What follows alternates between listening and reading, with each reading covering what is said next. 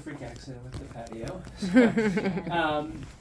So I think that the the primary focus will be on a couple things. So we'll want to check your oxygen overnight, see if you qualify for the BiPAP.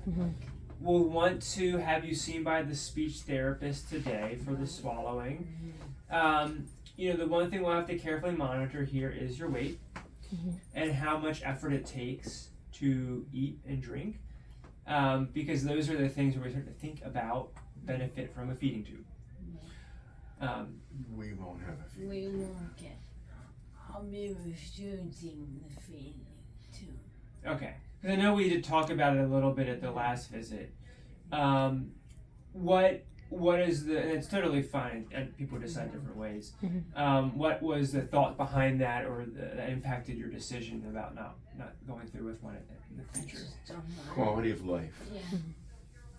Okay. You thought about the feeding tube and about air thing through her throat, whatever that is. Ventilation tube. Right. So we'll say they are. I just want to give you some additional information to kind of help with this decision, because we actually usually recommend the feeding tube to improve quality of life, and I'll explain why. So the tube here in the throat, that's a kind of tracheostomy, which is a separate decision from the feeding tube. Most people in the U.S. don't go through with the tracheostomy. So that would be indicated if the breathing progresses to where the BiPAP isn't enough support. But again, most people at that point prefer to go on hospice than to do the breathing tube. The feeding tube is a bit different. The tracheostomy means you're hooked up to the machine. You can't really go anywhere or do much. You need nursing care all the time. The feeding tube is different in that you can still walk around, you can shower, you can swim with it, you can kind of do whatever. You're not hooked up to anything. So it really doesn't change how you live necessarily. It simply allows you to, if you want, get nutrition and medications through the feeding tube, and then you can still eat and drink if you want, but you only can drink what you want, and not worry about needing to get all the calories in to keep your weight up.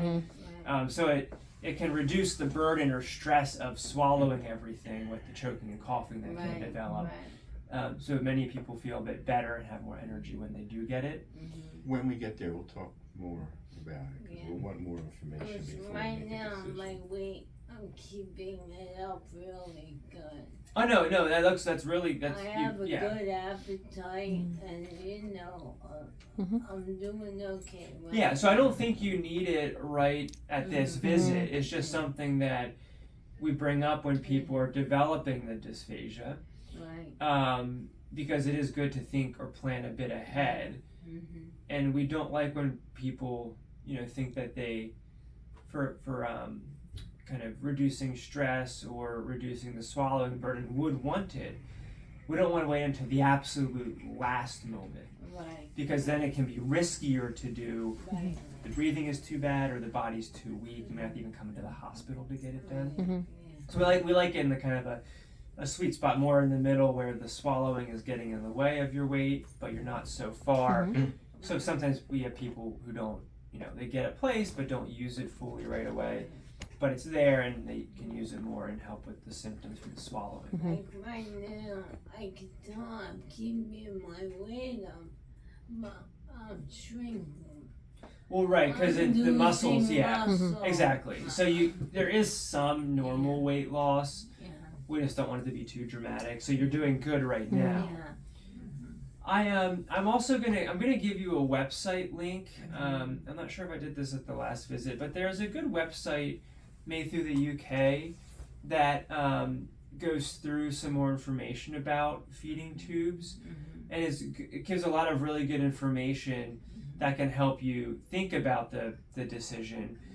Just we don't want we just like you to have accurate information to make the decision, because some people tie it into the tracheostomy, but they're definitely totally separate things. But there are complications with the feeding tube. There can be. Yeah. so we don't do it when people don't need it at all. Usually people don't have many complications, and it ends up it's an outpatient procedure, and it's generally well tolerated. So it's a balance between, how you view like the symptoms of swallowing, how much that impacts your quality of life, and how much you want to find a way around that. We don't recommend it as something to prolong survival artificially. It's a symptom management tool. That's why I recommend it. So I wouldn't think about it as artificial means of life support, because honestly, if at any time you can always stop using it. It's not required, right? So I'll give you that website, which you can look at. It's quite good in terms of information. But again, I just want to bring it up. We're not making that decision today. But you have the speech and nutrition team on your side at each visit here. Okay. Okay, good.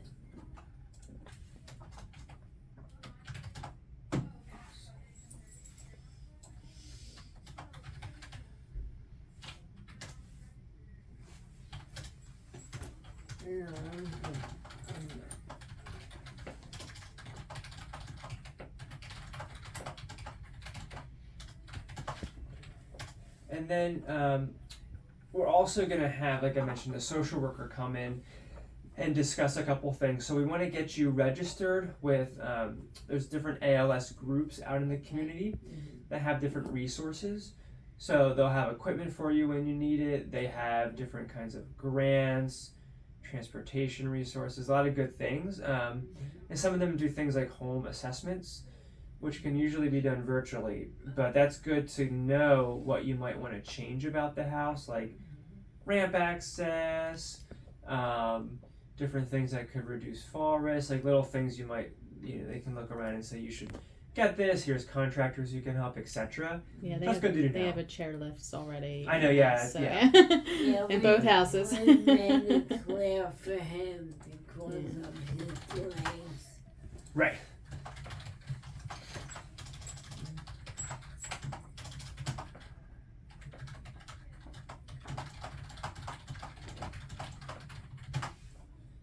Okay, are there any other questions right now? Did we cover most I of guess them? just communication too, like if the speech gets worse, I think. So that's what we got the speech therapist that's for. what I So figured. she'll Oh, discuss okay. with you. There are and that's some of these groups can give you good equipment. I don't think you need anything right now. Like obviously can understand Well, you, but there are days- tools for that. There are days he can't. And later on in the day, she'll It gets slur worse, a yeah. little Yeah. more. But you're right. I can understand her. So there are definitely tools to help with that. So they'll discuss that with you. Okay, good. Alright. And then the other thing that you can consider, so we don't have any clinical trials going on right now. And even if we did, so your breathing number, even if it's just more from the face weakness, is kind of on the lower side, which would be a little harder for most medication trials.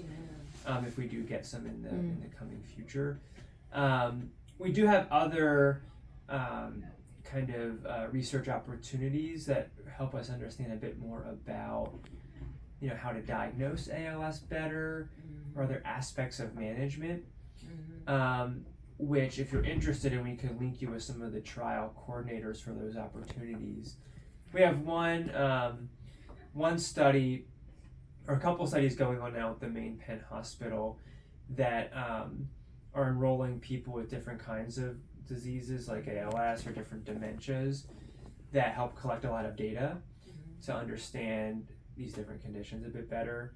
One of the studies, we're actually looking at the retina layers in the eyes, because the researchers found that different layers have they're all neurons basically, and they relay information back to the brain, but that the layers are impacted differently in different degenerative conditions. So they might serve as a marker to help with either monitoring treatments or diagnosing people earlier. So that's one example, and this study is just a eye exam, like a little retinal image or picture. So if you're interested in those sorts of opportunities, I could have the coordinator reach out to you to discuss that. That one's, I think, a yearly eye visit. So there's no way of knowing when I developed ALS. So your first symptoms we have, when the first damage started, is unknown because the symptoms happen after the first damage actually starts. Oh, So you would have had nerve damage probably happening months before okay. the voice changed, but we would never have known that because you just yeah. I can't help but think back, you know? It was probably not too far back. Okay. It's not years back. That'd be too long. It's probably just like months before the first symptoms popped up. Wow. Okay. Yeah. All right. Okay. Good.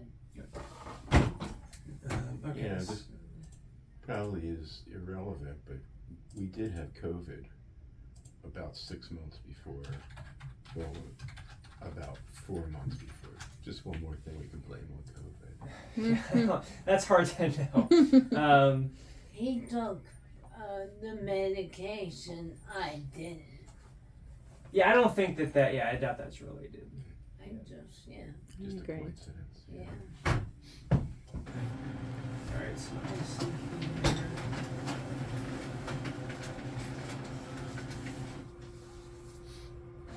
All right. So this is just some monitoring blood work you have to get for the Riluzole for the liver at your convenience. Give it to the boss. And this is everything I wrote down here. So we talked about all of this. Okay. The one thing that I will mention here, there are some neck head repositioning things you can do for those throat spasm yeah. episodes. You can like you see that might shorten it, so you can Okay. try to if that comes up again, you can try to use that. Okay. Take everything. Got it. All right, and then let And me. then, okay.